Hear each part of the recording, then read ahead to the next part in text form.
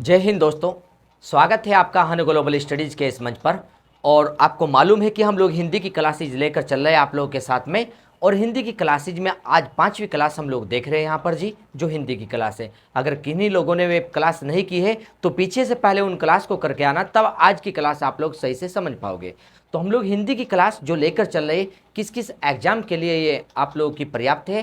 तो आप लोगों का उत्तराखंड में आने वाला ऐसा ही एग्जाम होगा जो उत्तराखंड में ग्रुप सी के कोई भी एग्जाम हो, वीडियो वीपीडीओ पटवारी लेखपाल जो भी एग्जाम होने, और साथ में एसएससी जीडी और उत्तर प्रदेश में आने वाली 1 लाख जो भर्ती आ रही है पुलिस कांस्टेबल और उत्तराखंड एसआई वगैरह के लिए और यूपी एसआई के लिए पर्याप्त है अपने आप में। जहां पर भी हिंदी का पाठ रखा गया है और उसमें व्याकरण पूछी जाती है, ये व्याकरण अपने आप में पर्याप्त होगी।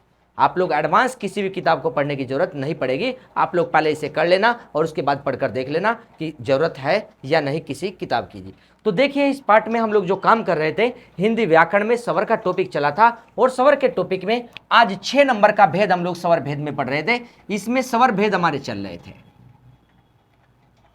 स्वर भेद थे इसमें, और स्वर भेद में हम लोग देखकर चल रहे 6 नंबर का टॉपिक पढ़ रहे थे स्वर भेद में। वो कौन सा टॉपिक था 6 नंबर का जो हम लोग जानकर चल रहे? टॉपिक है 6 नंबर में रचना या बनावट। रचना या बनावट के आधार पर, आधार पर स्वर भेद। आधार पर स्वर पढ़े तो कौन कौन से स्वर होंगे रचना या बनावट के आधार पर, हमें इन्हें जानकर चलना। रचना या बनावट के आधार पर शब्द के 2 रूप हैं, 2 रूप देखने को मिलेंगे रचना या बनावट के आधार पर। एक नाम होगा जो हम लोग कहेंगे मूल स्वर, इसी का दूसरा नाम बीजाक्षर स्वर, बीजाक्षर स्वर। इसी का एक नाम और पढ़ेंगे या करके जड़ स्वर, जड़ स्वर। और इसी को कहेंगे जी या करके हम लोग कृत्रिम स्वर, सॉरी कृत्रिम नहीं, नैसर्गिक स्वर, नैसर्गिक स्वर। इसी को पढ़कर चलेंगे नैसर्गिक स्वर। हमने जाना मूल स्वर, बीजाक्षर स्वर, जड़ स्वर, और हमने जानना है नैसर्गिक स्वर। एक भेद तो होगा जी ये रचना या बनावट के आधार पर, और दूसरा भेद हम लोग देखेंगे यहां पर जी। नंबर 2 भेद कौन सा होगा? नंबर 2 पर जी इसे कहेंगे कृत्रिम स्वर, कृत्रिम स्वर, या नाम देंगे बनावटी स्वर, बनावटी स्वर। इसे नाम देकर चलेंगे। दूसरा भेद होगा ये। हम क्या पढ़ रहे हैं जी? हम लोग पढ़ रहे हैं रचना या बनावट के आधार पर स्वर। रचना बनावट के आधार पर स्वर में पढ़ेंगे, एक नाम मिलेगा मूल स्वर और दूसरा नाम मिलेगा कृत्रिम स्वर या बनावटी स्वर, दूसरा नाम मिलेगा हमें देखने को। मूल स्वर है और उसी के साथ में हम लोग देखेंगे बीजाक्षर स्वर, जड़ स्वर और नैसर्गिक स्वर, उसका नाम पड़ेगा। अब देखते हैं मूल स्वर कौन होंगे और कृत्रिम स्वर कौन होंगे। पहला पॉइंट तो हम लोग जानेंगे जो मूल स्वर है उसे किसे कहते हैं, जो मूल स्वर हम लोग देखकर चलते हैं। देखें जवाब, मूल स्वर किसे कहते हैं तो हम लोग इधर लिखने जा रहे हैं, ध्यान देना। वे स्वर जिनका निर्माण, जिनका निर्माण अन्य स्वरों के मिलने से नहीं हुआ, या हम लोग कहेंगे वे स्वर जिनका निर्माण किसी अन्य स्वर के मिलने से नहीं हुआ।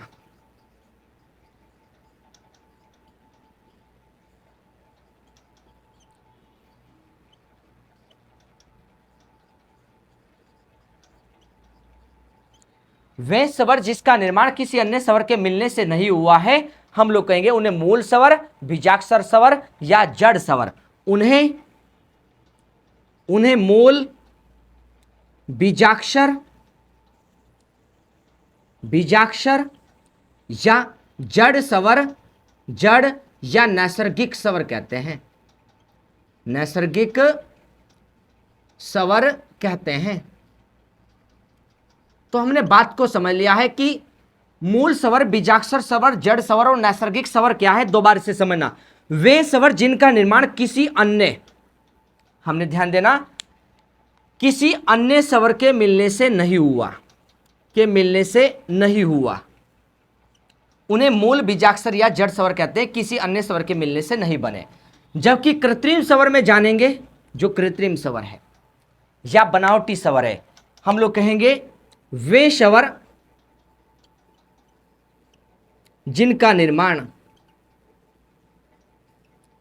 निर्माण अन्य स्वरों के मिलने से हुआ है।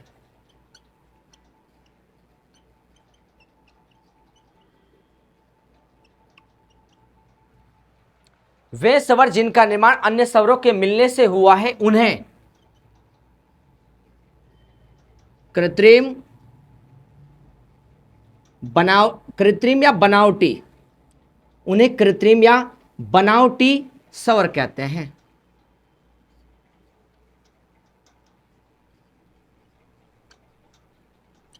उन्हें कृत्रिम या बनावटी स्वर कहते हैं। तो हमने कहा कृत्रिम या बनावटी स्वर कौन है? वे स्वर जिनका निर्माण किसी अन्य स्वरों के मिलने से हुआ है, उन्हें कृत्रिम या बनावटी स्वर कहते हैं। और हमने कहा वे स्वर जिनका निर्माण किसी अन्य स्वर के मिलने से नहीं हुआ। हमने कहा जिनका निर्माण अन्य स्वरों के मिलने से हुआ है, उन्हें कृत्रिम या बनावटी स्वर कहते हैं। जबकि हमने कहा जिनका निर्माण किसी अन्य स्वर के मिलने से नहीं हुआ, उन्हें हम लोग बीजाक्षर, जड़ या हम लोग नैसर्गिक स्वर कहते हैं। अब हमने कहा इनकी संख्या कितनी है, जो हम लोग देखकर चले। संख्या कितनी है, संख्या बताकर चलनी है हमें, इनकी संख्या कितनी होगी। और कृत्रिम की संख्या कितनी होगी, इनकी संख्या बताकर चलनी है हमें, इनकी संख्या कितनी होगी।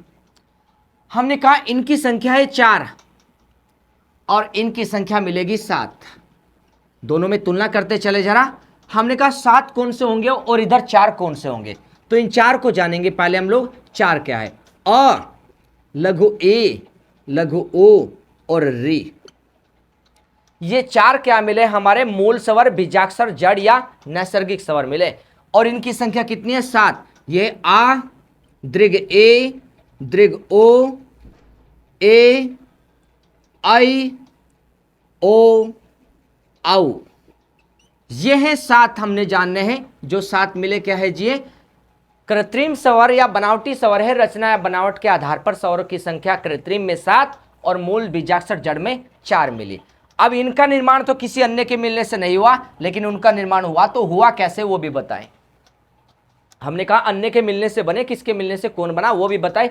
पिछली भी क्लास में समझा चुके इन्हें कि ये कैसे बने, आज फिर से दोबारा हम लोग बता रहे। देखो, अगर हम लोग कहे आ बना है, ये लघु अ और अ, इन दोनों स्वरों के मिलने से आ का निर्माण हुआ है।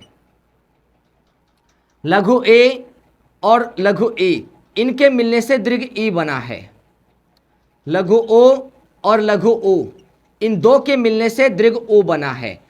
तो देखो जरा, एक स्वर हमने कहा अन्य स्वरों के मिलने से भी बन रहे क्या जी? यहां पर हम लोग दीर्घ स्वर को पढ़ रहे हैं जी। वहां पर हमने कहा ये केवल अकेले हैं, ये किसी के भी मिलने से नहीं बन रहे। और जब ये आपस में मिलते हैं हम लोग कहते हैं ये क्या बन रहे जी? दीर्घ बन रहे।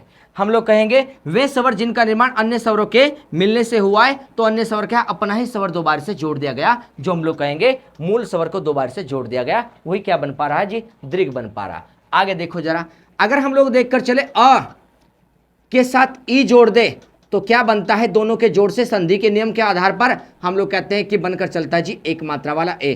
तो ये भी देखो अन्य स्वर के मिलने से बन गया।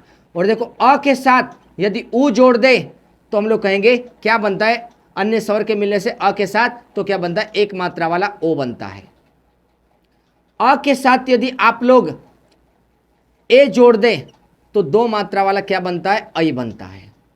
और अ के साथ यदि आप लोग ओ जोड़ दे तो ये क्या बनकर चलता है? ये 2 मात्रा वाला औ बनकर चलता है। हमने कहा ए, आई, ओ, औ 4 तो हो गई ये हो गई जी 4, और 3 हो गई है, ये हो गई 3। ये कुल 7 स्वर, दोनों का जोड़ करोगे तो क्या निकलेगा जी? 7 स्वर है ये। 3 ये और 4 ये 7 स्वर। ये 7 स्वर यहां पर लिखे, आ, दृग ए, दृग ओ, ए, आई, ओ, औ। इन 7 को बोलते हैं कृत्रिम स्वर और बनावटी स्वर भी कहते हैं इन 7 को। ये रचना के आधार पर नाम है। पीछे हमने अलग अलग नाम पढ़ रखे, किस आधार पर कौन से, वे नाम भी इनके नाम मिलते हैं, उन्हें हम लोग पढ़ते हैं कि वे आपके कैसे स्वर है, गुरु स्वर भी कहलाए, दीर्घ स्वर भी कहलाए।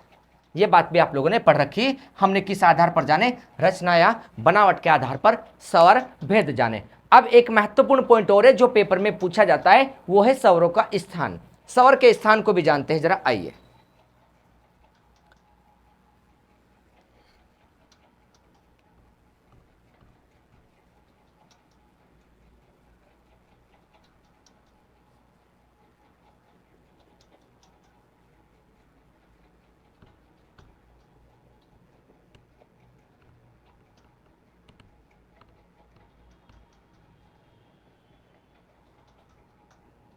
देखिए जरा, स्वर के स्थान की बात करते हैं। स्थान क्या, स्वर को बोलने का स्थान क्या, उच्चारण क्या। जब स्वर का उच्चारण करते हैं तो स्थान क्या मिलता है।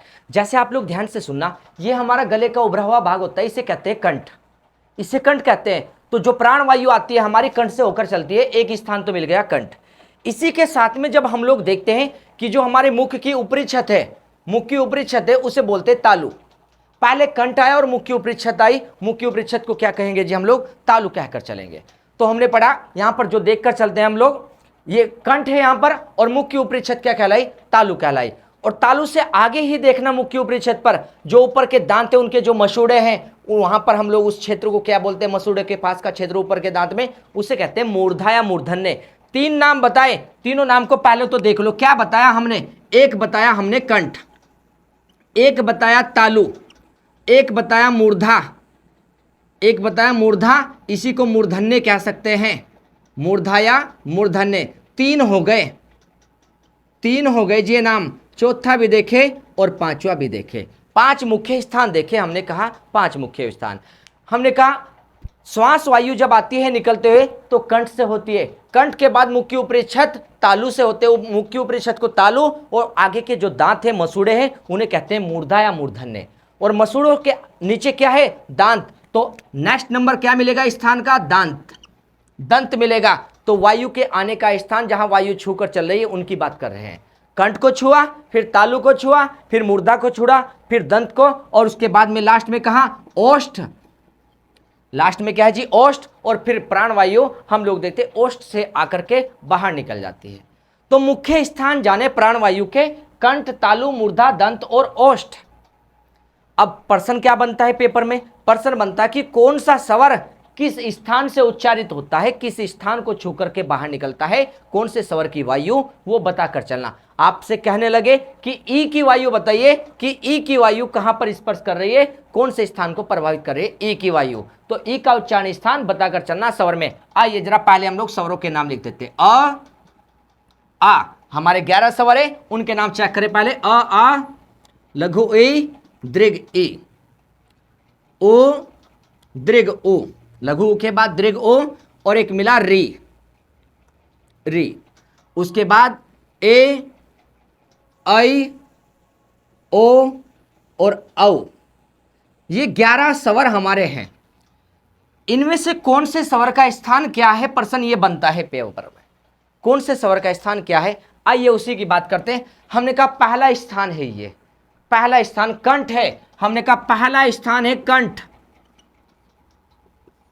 और हमने पहला जोड़ा उठा दिया कंठ के साथ में। पहला जोड़ा कौन सा, और क्या लिया, आ लिया।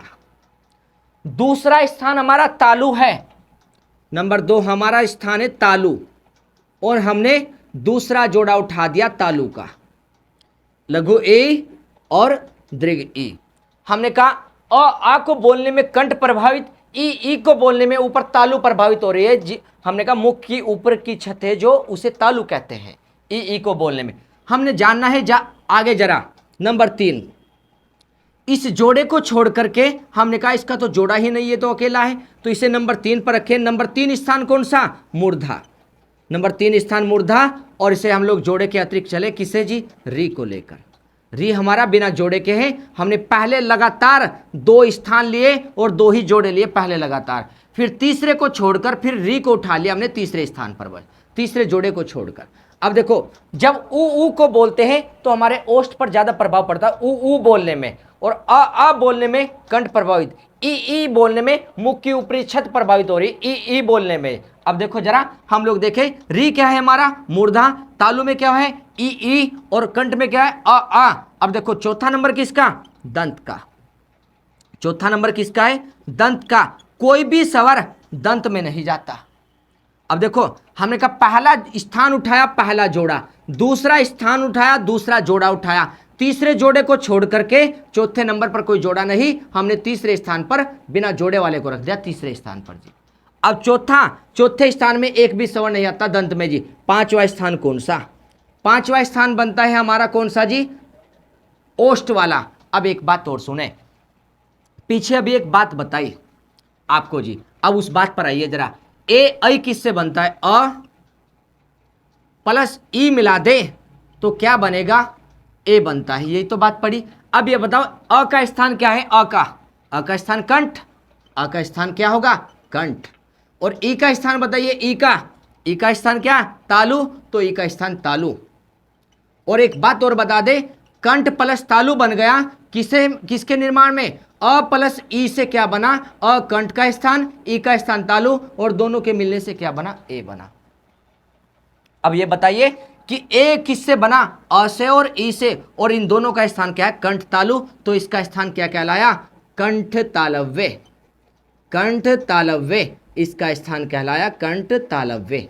तो कंठ तालु से कौन बोला जा रहा है, हमने कहा कंठ तालव्य में। बताइए अब कौन आएगा पांचवें नंबर पर, कंठ तालव्य, या कंठ तालव्य में हम लोग किसे पढ़ेंगे, कंठ तालव्य में।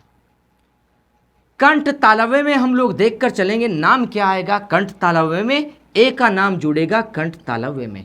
एक बात और बता दे आप लोग, अ है और अ के साथ ए मिला दे तो क्या बनेगा, ऐ बनता है नियम के अनुसार संधि का बड़ा दो मात्रा वाला ऐ।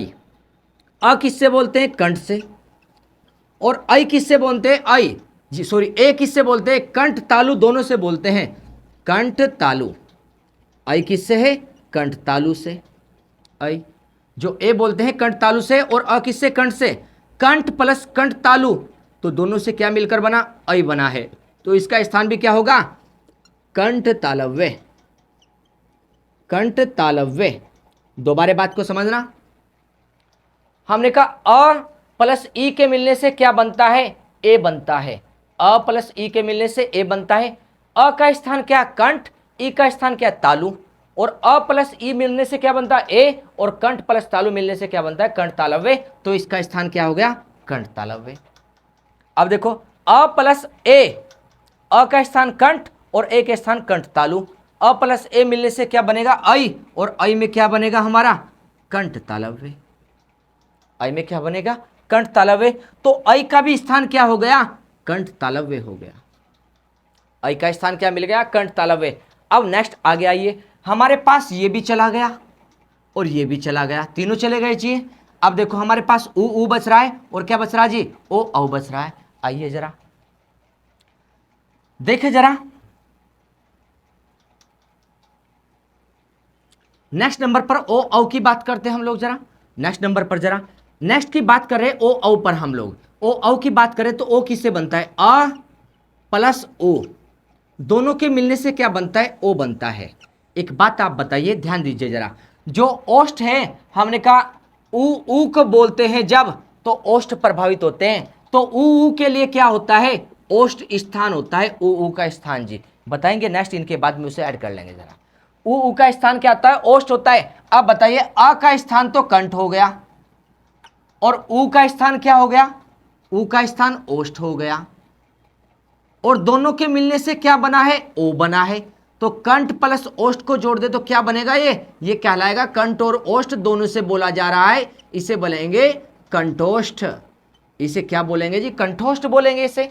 तो ओ का स्थान क्या हो गया, कंठोष्ठ। हमने कहा यहां पर आइए जरा, दंत से कुछ नहीं बोलना, कंठ तालु में कौन आए, ए ऐ, और कंठोष्ठ में कौन आ गया, कंठोष्ठ में। कंठोष्ठ में स्थान को देखे कौन आ गया, कंठोष्ठ में, कंठोष्ठ में आ गया जी ओ, कंठोष्ठ में ओ आ गया। अब नेक्स्ट आगे चले, कंठोष्ठ में ओ है तो नेक्स्ट आगे चले जरा, हमने कहा अ के बाद में यदि ओ लगा दो आप लोग जोड़ो, देखो जरा, अगर हम लोग आपसे कहे कि आ आपके पास है और अ के बाद इसमें ओ जोड़ दे तो दोनों के जुड़ने से क्या बनेगा, अ प्लस ओ जोड़ने से संधि के नियम के अनुसार औ बनता है। संधि के नियम के अनुसार औ बनता है। अ का स्थान बताओ, अ का स्थान तो हमें पहले ही मालूम हो गया जी, कंठ है अ का स्थान। और औ का स्थान क्या होगा, औ का, औ का स्थान देखो, औ का हमने कहा ओ किससे बना, ओ किससे बना, अ प्लस उ के मिलने से ओ बना। और ओ का स्थान क्या है, कंठोष्ठ। कैसे पता लगा कंठोष्ठ है, क्योंकि अ का स्थान कंठ, उ का स्थान ओष्ठ और दोनों के मिलने से बना ओ, इसलिए स्थान भी कहलाया कंठोष्ठ। अब देखो इसका स्थान क्या है, कंठोष्ठ है, इसे हटा दे जरा, देखिए हमने कहा इसका स्थान क्या है, इसका स्थान है कंठोष्ठ, इसका स्थान कंठोष्ठ है, इसका स्थान जो हम लोग पढ़े ये कंठोष्ठ है, इसका स्थान ओ का स्थान, और अ का स्थान कंठ, और दोनों से अ प्लस ओ के मिलने से क्या बना, दो मात्रा वाला औ बना। अब देखो अ का स्थान कंठ और औ का स्थान कंठोष्ठ, तो इसका भी स्थान क्या कहलाया, कंठ प्लस कंठोष्ठ, तो क्या कहेंगे, केवल कंठोष्ठ। हम लोग क्या क्या बोलकर चलेंगे, कंठोष्ठ। इसे ये दो मात्रा से भी लिख सकते हैं आप लोग और एक मात्रा, दो मात्रा से दोनों को बना सकते हैं। हमने कंठोष्ठ लिखने के लिए दोनों ही शुद्ध वर्तनीय, एक मात्रा से बना दे चाहे दो मात्रा से बना दे, दोनों ही शुद्ध वर्तनीय है। देखो जरा, हमने कहा फिर ओ का और औ का दोनों का स्थान क्या होगा, ओ का और औ का दोनों का स्थान होगा कंठोष्ठ। अब एक बात बताइए, हमारे पास ओ औ भी चला गया, आ भी चला गया, ई भी चला गया था, री चला गया हमारा, ए आई चला गया और ओ औ भी चला गया।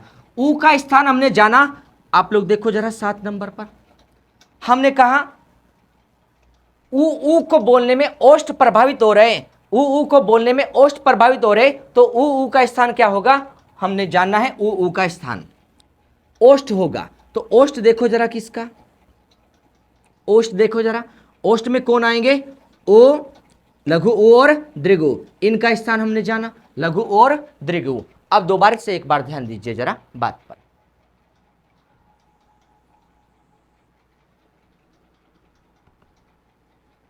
एक बार आइए जरा बात को समझिए। हमने जानना है यहां पर, जो पॉइंट को देखकर चलते हैं, अब पॉइंट को जानना जरा आप लोग। एक हमने नाम लिया है कंठ, पहला स्थान पहला जोड़ा उठा दे, अ और आ।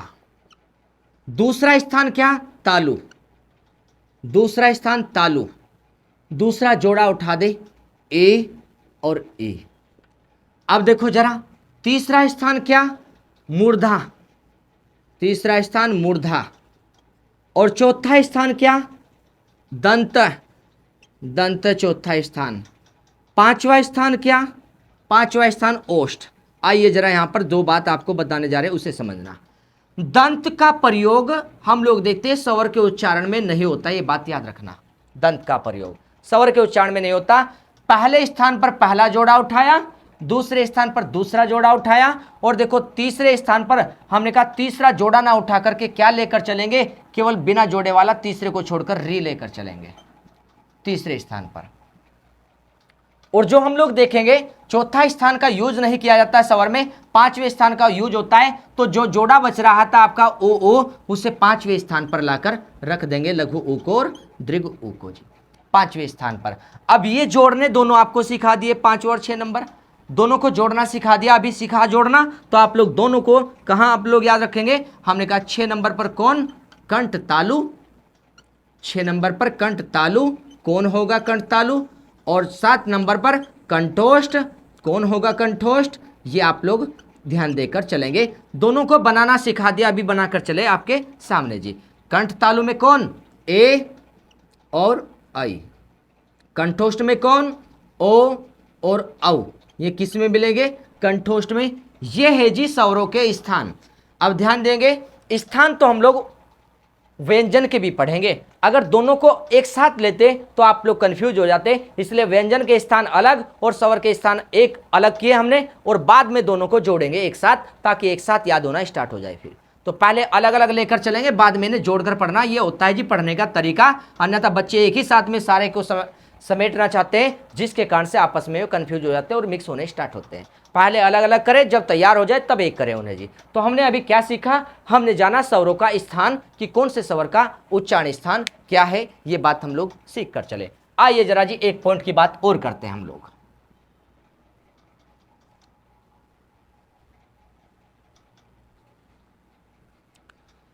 अब हमने पीछे बात की थी री की, री उच्चारण स्थान की बात की थी जी। उसी बात में हम लोग एक बात और लेकर चल रहे हैं जरा। री और र में क्या अंतर है? हमने कहा स्वर है हमारा री और इसी के साथ में व लगाया और इसके साथ लिखा र। तो री और र में अंतर बताना है, क्या है प्रश्न है हमारा ये। री और र में अंतर कहाँ यूज करते ये बात समझेंगे। पहला पॉइंट तो ये है कि ये जो री है इसे स्वर कहते हैं। दूसरा पॉइंट ये है ये जो र है इसे व्यंजन कहते हैं, इसे व्यंजन कहते हैं। नेक्स्ट आगे क्या सीखे, हमने कहा री का प्रयोग कैसे होता है, और यहां पर हमने जाना री का साथ में र का प्रयोग कैसे होता है, इसके प्रयोग की बात करते हैं। आप लोग एक बात बताएं, अगर हम लोगों ने यहां पर कोई वर्ण लिखा, जैसे चलिए हमने क लिख दिया, अगर इसके नीचे इस प्रकार से गोल आप लोगों ने घुमाकर लगा दिया घुमावदार, तो इसे क्या कहेंगे। और इसी के साथ हमने ये भी क लिख दिया, ये भी क लिख दिया, हमने कहा इसके ऊपर गोल लगा दिया ऐसे, तो इसे क्या कहेंगे। पहले पॉइंट को समझना, अगर किसी वर्ण के नीचे इस प्रकार से घुमावदार है तो उसे कहते हैं री, और किसी वर्ण के ऊपर इस प्रकार से घुमावदार है उसे कहते हैं र। और र भी कैसा, आधा, ये होता है हलंत, इसे बोलते हैं हलंत को आधा र। इसे क्या बोलेंगे, आधा र, आधा र है ये, आधा र पढ़ेंगे हम लोग इसे जी, आधा र, आधा र जानेंगे इस प्रकार के हलंत को। हमने अंतर सीखा कि री बोलते हैं, बहुत लोग इसे री कहते हैं। री कहना अशुद्ध है, क्योंकि यदि आप लोगों ने इसे बोल दिया री री तो ये दो री आप लोग लेकर आए, री, इसका उच्चारण ऐसे करना करते हो जी आप लोग री, जबकि हमने कहा एक री ये है और एक री ये है। अगर हम लोग देखकर चलते हैं री, और तब जाकर के क्या बनता है, दोनों री जुड़ने से हम लोग कहते हैं री जुड़ने से क्या बनता है, समझ ले जरा, दोनों री के जोड़ने से क्या बनेगा, ये बनेगा दीर्घ री। अब दीर्घ री हम लोग पढ़ते हैं इस प्रकार, तो री होता है, इसमें एक घुमाव और बना दे, ये दीर्घ री होता है। और ये दीर्घ री कहाँ यूज करते हैं, संस्कृत में यूज करते हैं दीर्घ री को हम लोग जी, संस्कृत में यूज करते हैं इसका जी, संस्कृत में इसका प्रयोग करते हैं, संस्कृत में प्रयोग करते हैं, हिंदी में इसका प्रयोग नहीं होता है। हमने कहा री किसे बोलते हैं, दो री को जो हिंदी में है, ये री है, एक री ये है, और दोनों के मिलने से दीर्घ री ऐसे बनता है, दोनों के मिलने से जी ये दीर्घ री बना। तो हमने री को समझ लिया और री को समझ लिया, दोनों में अंतर क्या होता है ये बात समझ ली। अब हमने क्या बात की है, री कैसा होता है, अगर वर्ण पर नीचे लगा है घुमावदार तो उसे री कहेंगे, और ऊपर लगा है घुमावदार तो उसे आधा र बोलेंगे। अब आइए जी र के प्रयोग पर, र के प्रयोग पर कि र का प्रयोग कैसे कैसे होता है। र का प्रयोग हम लोग देखेंगे र के प्रयोग को तीन रूपों में। तीन रूप कौन से, एक होता है जी हमारा सामान्य रूप, र का सामान्य रूप होता है जी एक र का जी, और एक होता है जी र का पदेन रूप, र का पदेन रूप होता है जी एक र का, और एक होता है र का क्या, एक होता है र का जी हम लोग देख कर चलते हैं जी रेफ रूप, रेफ रूप, रेफ रूप मिलता है र का। तो र का तीन जगह प्रयोग पढ़ेंगे, तीन नाम पढ़ेंगे, नाम एक है सामान्य, दूसरा है पदेन और तीसरा है रेप रूप का र। सामान्य र कैसा होता है जान ले उसे जरा, ये होता है जी सामान्य र। सामान्य र कैसा है ये, हमने कहा स्वर सहित है या स्वर रहित है, स्वर जुड़ा हुआ है इसमें, इसे कहते हैं स्वर सहित र, स्वर सहित र है ये, हम लोग देखते हैं स्वर सहित र ये मिला है देखने को यहाँ पर। और पदेन र कैसा होता है, पदेन होता है पैरों में, और रेप र कैसा होता है, रेप होता है ऊपर सिर पर। अब कैसे बनेंगे पदेन र, जैसे एक शब्द आपको बताते हैं हम लोग यहाँ पर जी ग्रह, ग्रह, ये देखे जरा, ये इस प्रकार से तिरछी रेखा में जो लगा है ये वाला, इसे बोलते हैं पदेन र, पदेन र कहते हैं इसे ग्रह में। अब देखो जरा, अब देखो हम लोग पढ़ते हैं, जैसे यहाँ पर देखकर चलते हैं, नक्षत्र। अब देखो त्र बनाया त्र, एक यहां पर देखो त में ये रेखा, ये वाला, ये र है, यहां पर भी है, ये र पूरा है आधा है, कैसा है ये बात आपको समझा देंगे। अभी ध्यान से समझना जरा, हम लोग केवल र का रूप बता दे कि कैसा होता है। अगर र तिरछी रेखा में आ रहा है नीचे तो उसे क्या बोलेंगे, पदेन र। अब एक बात और समझिए, पदेन र बनाया एक तो इस आधार पर, पदेन ना दूसरे तरीके से भी बनेगा। हमने कहा पदेन र एक तो इस आधार पर बना रहे और एक दूसरे तरीके से भी पदेन र को बनाकर चले। हमने कहा यह है खड़ी पाई के व्यंजन। अब व्यंजन जब पढ़ाएंगे तो खड़ी पाई और लोटनिक वर्ण दोनों बता देंगे कैसे होते हैं। हमने कहा खड़ी पाई कैसी, ये देखो जी, ये जी खड़ी, ये खड़ी पाई है, पैर है खड़ा। अब देखो क लिखने में, हमने कहा क लिखने में क्या प्रयोग हुआ, खड़ी पाई का। अब देखो जरा, हमने लिखा ख, और ख में भी क्या लगाए पीछे, खड़ी पाई। और देखो ग में भी क्या लगाए पीछे, खड़ी पाई। और ये जो ऊपर रेखा खींचते हैं इसे बोलते हैं सिर की रेखा, और सिर की रेखा को कहते हैं सिरोरेखा। ऊपर आने वाली ये रेखा कहलाती है सिरोरेखा, और ये क्या है जी, खड़ी पाई। हमने कहा ये क्या है, खड़ी पाई कहते हैं इसको, पाई मतलब पैर, और ये क्या है, सिर की रेखा, इसे कहते हैं सिरोरेखा, सिरोरेखा इसे। ये सारे पॉइंट व्यंजन में समझा देंगे आपको जी हम जी। जो खड़ी पाई के व्यंजन है उनमें यदि र लगाना है आपको तो उनमें र लगेगा नीचे, पदेन र वाला नीचे। अगर उन खड़ी पाई पर लगाना है आपको नीचे तो उस पर लगेगा नीचे को र, पदेन र, उसे कहते हैं पदेन र। नीचे को जो लग रहा है उसे पदेन र कहते हैं। अब एक होता है जी वर्ण, ये देखो खड़ी पाई तो नहीं है, लोटनिक है। अब देखो ये देखो, ये ठ, ये लोटनिक है, ये भी खड़ी पाई नहीं है। अगर इस पर भी र लगाए तो इस पर भी कौन सा र लगाएंगे, सामान्य र या पदेन र या रेप र। हम लोग कहेंगे इस पर भी क्या लगाएंगे, तिरछी रेखा में ऐसे। ये क्या होता है, र होता है। आप लोगों ने कहीं लिखा देखा भी होगा इस प्रकार से, ये लिखा देखा होगा ट्रक। इसका अर्थ क्या होता है ट्रक का, हमने कहा ये जो होता है ये होता है हलंत, ट आधा है इसका मतलब। और ये क्या है जी, ये होता है र, ये र पूरा है, इसे बोलते हैं र। और ये क्या है जी, ये बचा हुआ इधर, ये है हलंत, ये हलंत होता है। तो हमने कहा ये लोटनिक वर्ण पर भी क्या लगा है, ये र लगा है। लोटनिक वर्ण पर इधर को खींचेंगे तो र, और इधर को खींचेंगे तो हलंत, इधर को खींचेंगे तो हलंत, और इस ओर को खींचेंगे तो र। समझ पा रहे आप लोग। हमने कहा जब ट्रक लिखते हैं तो ये ट आधा है हलंत लगाने से, और इस पर क्या लगा दे, र बना दे। तो हमने जाना कि पदेन र के दो तरीके हैं, जैसे लोटनिक वर्ण पर भी ऐसे लगता है।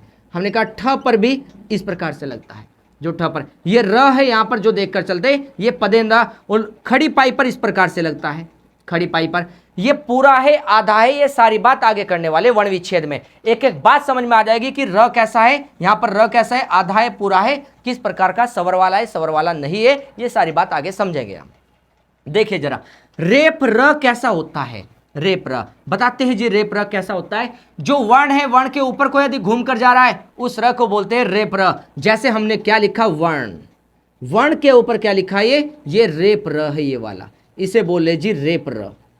रेप र है ये यहां पर जी, रेप र। कैसा र होता है, ये हलंत वाला होता है, आधा र होता है। जैसे हमने कहा पर्यावरण, पर्यावरण, हमने कहा पर्यावरण, तो यहां पर कौन सा र लगा है, ये र कौन सा है यहाँ पर, ये र है रेप र, ये रेप र है। यहां पर हम लोग कहते हैं रेप र कैसा होता है, आधा होता है। और ये कौन सा र है, ये वाला बताइए, ये है सामान्य र, ये सामान्य र है, सामान्य र कहते हैं इसको जी, ये पूरा होता है सामान्य र। तो हमने क्या सीखा, हमने केवल इतना सीखा कि र का प्रयोग कैसे करते हैं। एक तो सामान्य र के रूप में, जैसे हमने राम लिखा तो राम लिखने में सामान्य र का प्रयोग किया गया है। और हमने ग्रह लिखा है तो इसमें पदेन र का प्रयोग किया गया है। हमने वर्ण लिखा है तो इसमें रेप र का प्रयोग किया गया है। हमने र के प्रयोग को सीखा। अभी बातें बहुत है इनके लिए, जब वर्ण विच्छेद करेंगे तो एक एक पॉइंट आपकी समझ आएगा कि हाँ कौन पूरा र कौन आधा र है। हम लोगों ने अभी क्या सीखा कि री और र में अंतर करना था, ये बात हम लोग अभी सीख कर चले। री और र में अंतर करना था। हम लोग यहाँ पर सवर का टॉपिक जो चल रहा था उसे कर चुके हैं, और इसके बाद में नेक्स्ट टॉपिक हमारा क्या स्टार्ट होना, वो स्टार्ट होना है व्यंजन का टॉपिक। व्यंजन के टॉपिक को हम लोग करके चलेंगे। बस अयोगवा रह गया, अयोगवा के तुरंत बाद में हम लोग व्यंजन समझ कर चलेंगे। तो हम लोगों ने स्वर का जो टॉपिक किया है, पीछे जितनी भी क्लास हो चुकी है वर्णमाला से संबंधित 4 क्लास ले चुके हैं हम लोग, बहुत छोटी छोटी क्लास की है, उन क्लास को कंप्लीट करना, तब जाकर के ये आज की क्लास आप लोग उसमें जोड़कर नोट्स बनाना अच्छे से। और देखना आप लोग, आपको किसी बुक की आवश्यकता नहीं पड़ेगी, आप लोग केवल यहीं से कवर कर पाएंगे। जो पेपर में डिमांड होती है उस पेपर की डिमांड को आप लोग यहीं से पूरा कर पाएंगे। आप लोग ध्यान से इसे रिवाइज करके चलना। मिलते हैं नेक्स्ट क्लास में आप लोगों से। धन्यवाद।